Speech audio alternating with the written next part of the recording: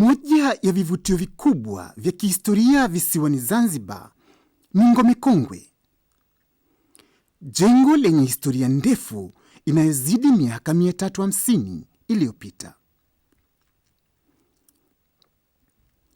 Chimbuko la ngome hii ilijengwa na Wareno karne 3.5 zilizopita kwa lengo la kujikinga na mashambulizi ya maadui waliojaribu kufanya uvamizi kutoka baharini. Hata hivyo, baada ya dola ya Wareno kuanguka visiwani Zanzibar, ujenzi wa ngome hii uliendelezwa na dola zilizotawala na kufanya ngome hii kuwa na historia pekee kutokana na kuwa na ujenzi wa mchanganyiko uliobeba tabaka za tamaduni za Wareno, Waarabu, Waingereza na Waswahili. Ramadan.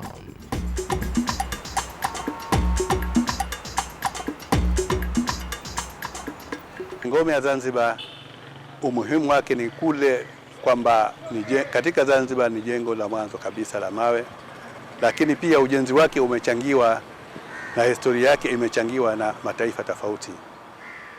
Kama nilivyoeleza mwanzo, kuna ujenzi wa Kiswahili ambao ilikuwa hiyo palace ya Malkia Fatuma ambaye alikuwa ni mtawala hapa Zanzibar. Kuna ujenzi wa Wareno kama nilivyoeleza, zile sehemu ya kuta za kanisa na sehemu za viwanda. Kuna utamaduni wa Waswahili wenyewe, kuna utamaduni wa Waingereza, halafu kuna na utamaduni wa Kiarabu. Kwa hivyo tunaweza kusema hii ni quadruple heritage, more than triple heritage ndani ya jengo moja. Kwa hivyo umuhimu huu kuweza kupata jengo moja likabeba tamaduni tofauti, kwa kweli ni hazina kubwa na ni adimu sana kuweza kukutia hali kama hiyo katika ngome nyingi. Lakini hata mandhari yake, pahala namna Ngome Kongwe ilimojengwa na mji wenyewe wa Zanzibar, ukiingia namna unavyokupokea lina haiba ya peke yake. Kwa hivyo ni vizuri wananchi na serikali ya Zanzibar na Tanzania na Afrika Mashariki kuelewa umuhimu wa historia hii, umuhimu wa hazina hii ya Ngome Kongwe, na kuweza kuchukua kila juhudi ya kuitunza, kuihifadhi na kuitumia kwa namna ambayo haitoharibu ule uasilia yake, kwa sababu katika majengo kama haya kuna kitu kikubwa sana ambacho kinaheshimiwa ulimwenguni katika mambo ya kihistoria, ni ile uasilia wake, yani wanaita authenticity. Na ukizungumzia hii, kuna azimio kabisa la Umoja wa Mataifa ambao limetolewa katika mji wa Nara, Japan katika mwaka 94 kuhakikisha kwamba majengo ya namna hii hayabadilishwi sura yake asilia. Na kwa vyovyote vile nchi zinatakiwa zichukue juhudi kubwa kuona kwamba hili linatekelezwa. Ramadan.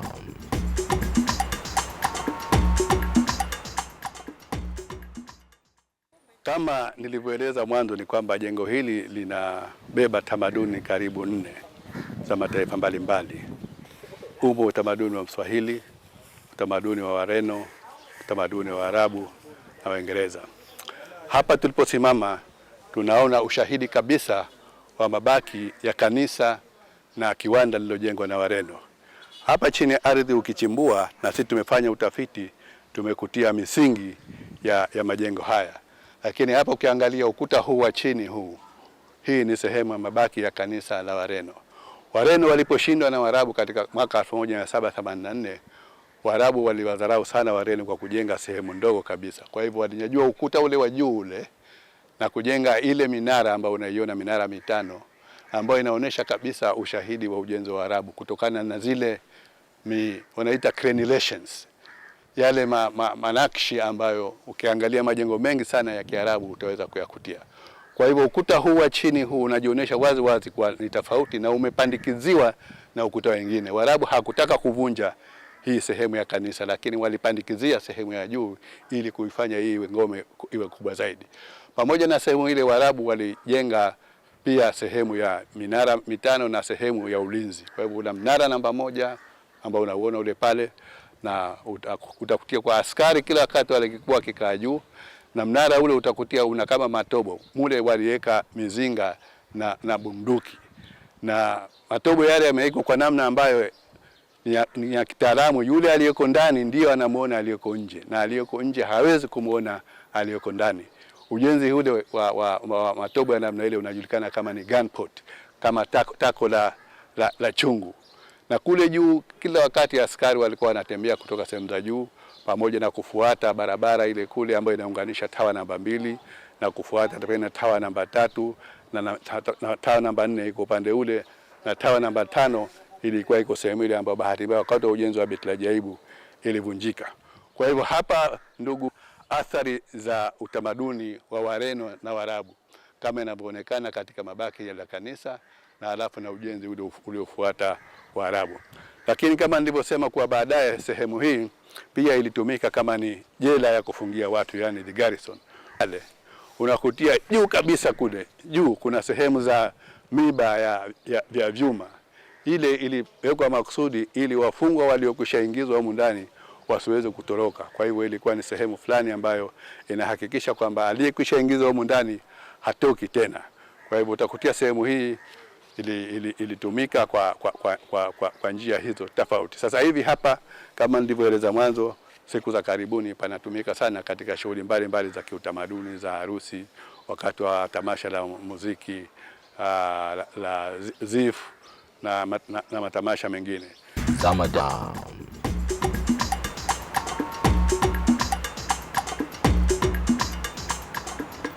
Kama tulivyoeleza awali kwamba jengo hili baadaye lilitumika kwa shughuli mbalimbali. Moja katika shughuli hizo ilikuwa ni kuweka karakana ya kutengenezea reli. Kama tulivyoeleza kwamba Zanzibar ilikuwa moja kati ya nchi za mwanzo katika Mashariki ya Afrika iliyoanzisha usafiri kwa kutumia njia ya reli. Reli ilikuwa ikianza katika jengo hili karibu na Beit el Ajaibu, ambao ni jengo kubwa, na ilikuwa inakwenda kama kilomita 12 katika eneo ambalo linakuwa linaitwa Bububu. Reli ilikuwa ikichukua mizigo, abiria kama vile karafuu, nazi na abiria. Sasa wakati ikiharibika, reli ilikuwa inakuja kufanywa matengenezo katika karakana ambayo ilikuwa katika jengo hili katika sehemu ya pembeni pale. Mlango ambao ulikuwa ukiingilia ulikuwa ni huu hapa, sehemu hii hapa, ambapo pamoja na matengenezo tuliyofanya, sehemu hii tumeiacha wazi kabisa ili iwe ushahidi kamili wa sehemu ambayo reli ilikuwa inaingia kuanzia hapa, inatoka, inasambaa, inakwenda mpaka sehemu za mwisho kule inafanywa matengenezo. Baadaye inatoka kutoka kule inakwenda katika sehemu zake ambazo za kufanyia kazi. Lakini pia katika sehemu hii tuna jengo hili hapa ambalo kama nilivyosema mwanzo lilikuwa linajulikana kama ni Gate House. Gate House ilijengwa katika miaka 1930 na Waingereza, na sehemu hii ilikuwa ikitumika na kwa shughuli mbali za akina mama, yani ilikuwa inajulikana kama ni klabu ya wanawake, yani women's club. Sasa hivi sehemu hii inajulikana sana kwa sababu ndio makao makuu ya ZIF, yani Zanzibar International Film Festival. Lakini pia katika sehemu hii tunaweza kuona pia katika upande wa kuchoto hapa, bahati mbaya jengo halionekani tena. Pale kuchoto palikuwa na jengo ambalo Malkia Fatuma ambaye alikuwa ni mtawala katika jengo hili katika mji huu wa Zanzibar, alikuwa na kasri yake. Wakati ilipojengwa Beit el Ajaibu na baada ya kushindwa na Wareno, kasri ile ilibomolewa. Wakati wa kujenga theater hii hapa tuliona mabaki ya jengo hili, na tunajua tuliyapima na kuchukua picha zake na tunaelewa kabisa kwamba ulikuwa mmoja katika ujenzi wa zamani. Kwa hivyo kama tumeeleza kwamba kuna athari za kiutamaduni za mataifa manne mbalimbali, wa Waswahili, Waarabu, Waingereza na Wareno, na shughuli mbalimbali zilikuwa zikifanyika katika sehemu hii. Moja ni hiyo ambayo tusema kwamba jengo hili linatumika kama ni women's club, lakini baadaye sehemu hii ambayo sasa hivi tumejenga hii amphitheater ilikuwa inatumika kwa shughuli mbali za michezo. Kulikuwa na kiwanja cha netball, kulikuwa na kiwanja cha basketball, kabla ya serikali kuamua kufanya mabadiliko kabisa ya ndani ambao hayakuathiri zile ujenzi asilia wa jengo hili, kwa sababu hii ilikuwa ni sehemu ya wazi tu na ilikuwa inachukuliwa kwamba ni sehemu ambayo historia yake haikwenda mbali sana. Kama nilivyosema kwamba ukilinganisha baina ya sehemu ya magharibi na sehemu ya mashariki, sehemu ya magharibi ilikuwa inabeba historia ya zamani sana na sehemu ya mashariki ilikuwa ni sehemu ya historia ya baadaye. Ama Hakika ngome hii kiuchumi inatumiwa sana na wajasiriamali katika kuendesha shughuli zao mbalimbali za kimaendeleo, yakiwemo maduka ya sanaa za maonyesho, migahawa pamoja na kuwatembeza watalii. Hapa tupo katika ukumbi wa burudani, yani amphitheater. Ukumbi huu ulikamilika mwaka 1995 kutokana na msaada wa Jumuiya ya Ulaya. Madhumuni hasa ya kufanya shughuli hizi za kiuchumi na burudani katika jengo hili ni kuijengea ngome hii uhakika wa kutengeneza mapato, ili mapato yale yaweze kutumika ili kuitengeneza ngome yenyewe. Yaani ngome yenyewe iweze kujiendesha kimapato. Kwa hivyo moja katika shughuli za kuingiza mapato ilikuwa ni kujenga ukumbi huu wa burudani ambapo panafanyika shughuli mbalimbali. Shughuli za ngoma za kienyeji, ngoma za kisasa, mabongo flavor yote yanafanyika hapa, shughuli za harusi, wakati mwingine panaonyeshwa sinema na shughuli nyingine mbalimbali. Na sehemu kubwa ya shughuli za ZIF, yani Zanzibar International Festival, inafanyika katika sehemu hii. Lakini si hayo tu, katika sehemu hii ya kushoto tumeika maduka mbalimbali ya shughuli mbalimbali za kiutamaduni na kisanii, ambayo wahusika wamekodishwa katika sehemu zile, na imekuwa ni moja katika chanzo kikuu cha mapato ambazo zinasaidia katika uhifadhi wa ngome hii. Pia ili watu wanaoingia hapa sehemu hii waweze kupata fursa nyingine za burudani, sehemu ya kule kabisa tumeweka mkahawa ambao watu wanaingia wanapata chakula, wanapata vinywaji, wanapata viburudishaji.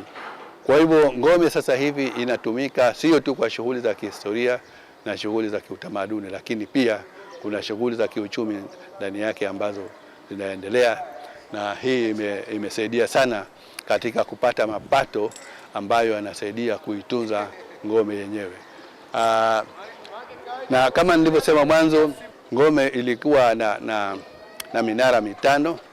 Kule tumeona minara mitatu, na ule pale unakuwa ni mnara wa 4, na mnara wa 5 ulikuweko katika sehemu ile. Bahati mbaya mnara huu hauonekani katika sura yake ya asili kwa sababu ulivunjwa wakati wa ujenzi wa jengo hili kubwa la Beit Lajaib.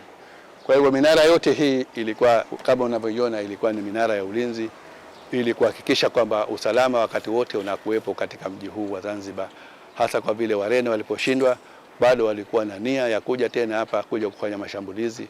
Kwa hivyo ilikuwa paweke utaratibu wa hakika kuhakikisha kwamba majaribio yote ya kutaka kurudi tena hayawezi kufanikiwa. Kwa ufupi, ndugu wananchi na ndugu watazamaji, jengo hili kama nilivyoeleza mwanzo ni jengo muhimu, linayo historia ndefu. Ni jengo la mwanzo kabisa la mawe kuweza kujengwa katika mji huu wa Zanzibar ambao ni urithi wa dunia. Ni jengo la aina ya pekee ambalo linabeba zaidi ya tamaduni 4 ndani ya jengo moja. Ni jengo ambalo limetumika kwa shughuli mbalimbali kama za ulinzi, kama jela, kama kituo cha reli. Kwa hivyo kina ushahidi mwingi wa historia ambao likipotea itakuja kuwa tabu kuwa na vielelezo sahihi za kuweza kueleza utamaduni na historia ya Zanzibar, ya Afrika Mashariki na dunia. Na kwa utafiti wetu na shughuli zetu za kila siku tumegundua kwamba watalii wengi wanaokuja katika mji huu wa Zanzibar basi wanafika katika jengo hili kuliangalia, kuchukua picha na kupata maelezo yake. Ramadan.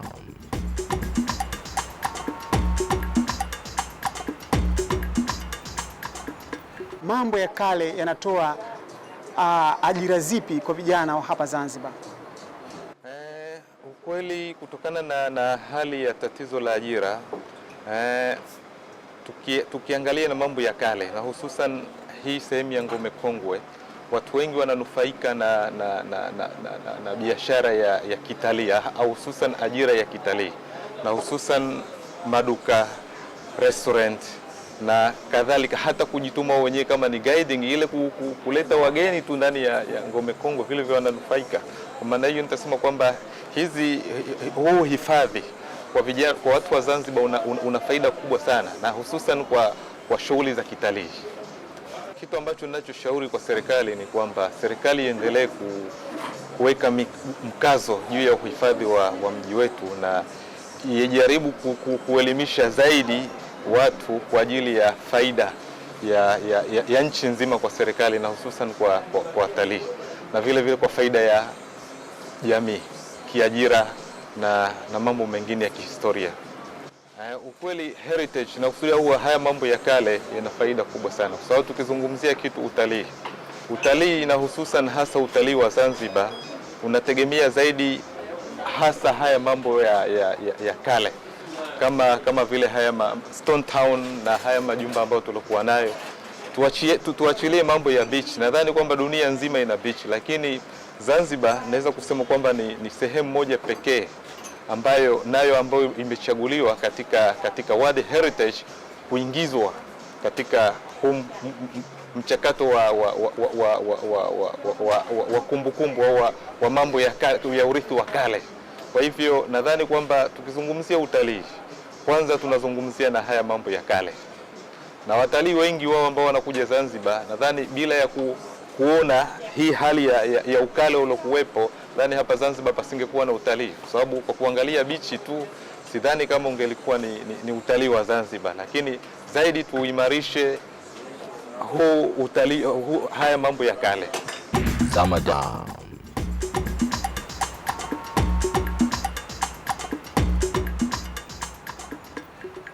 Madhumuni ya asili yalikuwa ni ulinzi, na ndio maana sehemu kubwa ya jengo hili unalikutia ina makuta marefu, ina minara ambayo imejengwa, ambao masaa 24 askari walikuwa wamewekwa, halafu pamewekwa silaha. Kwa hivyo madhumuni ilikuwa sio kuilinda hii ngome tu, lakini ilikuwa ni kulinda mji mzima. Kwa wakati ule ilipojengwa ilikuwa hatari kubwa kuweza kutokea mashambulizi makubwa yalikuwa yakitokea baharini. Kwa hivyo na sehemu nyingi sana za silaha zilikuwa zimeelekezwa baharini. Kama nilivyoeleza kwanza, Wareno walishindwa, pamoja na kushindwa kwao, lakini bado walikuwa wakizunguka katika mwambao wa bahari ya Hindi. Kwa hivyo Waarabu, kwa hofu kwamba Wareno pengine wangerudi, kwa hivyo waliona kwa waimarishe ngome hii ili Wareno watakapotokea kufanya mashambulizi yote, basi na hapa paweze kutumika kama ni sehemu kubwa ya ulinzi. Lakini kwa kadiri siku zilivyoendelea, Wareno walipoonekana kama nguvu zao zimepungua, ndiyo matumizi mengine kama nilivyoeleza mwanzo yalipofuata, kama yale ya kuifanya sehemu hii kuwa jela, sehemu hii kuwa kituo cha utamaduni wa kina mama, kuweza kufanya sehemu za kutengenezea ile reli ya Zanzibar na shughuli nyingine za michezo na kiutamaduni. Lakini madhumuni hasa ilikuwa ni ya ulinzi. Ndio maana ilikuwa inaitwa ni ngome. Ngome maana yake ni pahala ambapo is a defense area. Kwa hivyo ndio hayo madhumuni yake makubwa. Kwa fikra zangu, tabaka lile la Wareno liliposhindwa, Waarabu waliona kwamba hapa wameshaanza, na hapa ndipo kwenye kitovu cha mji, kwa sababu mji huu ulianza katika Ras Shangani na hii ndio Ras Shangani yenyewe. Kwa hivyo walipoona kwamba hapa ndipo kwenye kitovu cha mji, na kama patatokea mashambulizi yoyote basi kwanza yataanzia hapa, na ndio baadaye hapa pale palikuwa ndio kwenye bandari kuu. Na kama nilivyoeleza mwanzo pale kwamba kama mashambulizi yangetokea kwa wakati ule yangetokea baharini.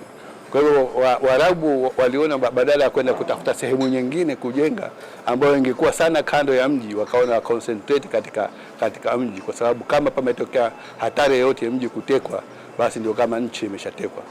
Kwa hivyo Waarabu wakaona waimarishe sehemu hii, na hata Waingereza walipokuwepo pia wakaona waiendeleze sehemu hii. Waingereza hawakujenga kwa lengo la ulinzi hasa, lakini nafikiri ilikuwa katika kuendeleza ile uhifadhi wake. Waliona kwamba ni kitu kizuri kuijengea sehemu ya mbele ambayo haikuwepo na ya kuingilia, ili iweze kuongeza ubora wa hii ngome. Ramadan.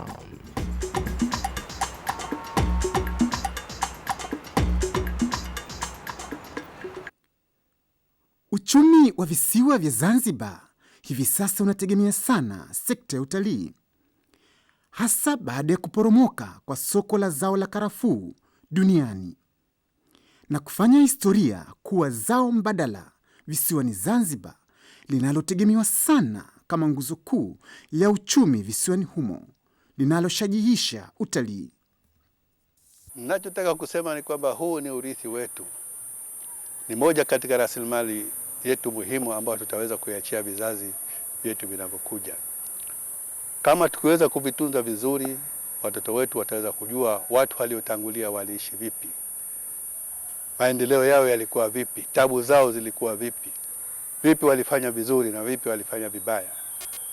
Tukiweza kuruhusu hali ambayo vitu hivi vitaweza kutoweka, basi tutakosesha watoto wetu fursa muhimu ya kuweza kujifunza mambo ambayo vizazi vyao au watu waliotangulia walivifanya.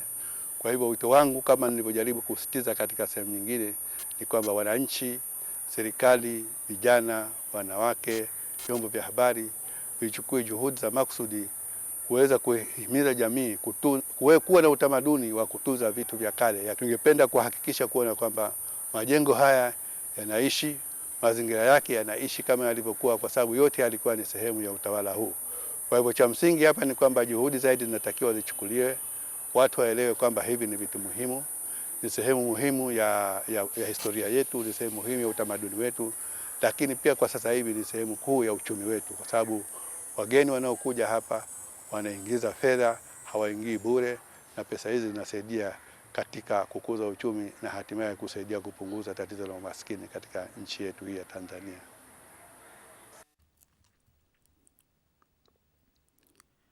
Serikali ya Mapinduzi Zanzibar na vyombo vya sheria vinavyolinda mambo haya ya kale lazima vikae macho ili kuzuia uharibifu wa mali kale unaotokana na watu binafsi, ili taifa lisijepoteza uchumi huu adhimu wa kihistoria na urithi wa vizazi vijavyo.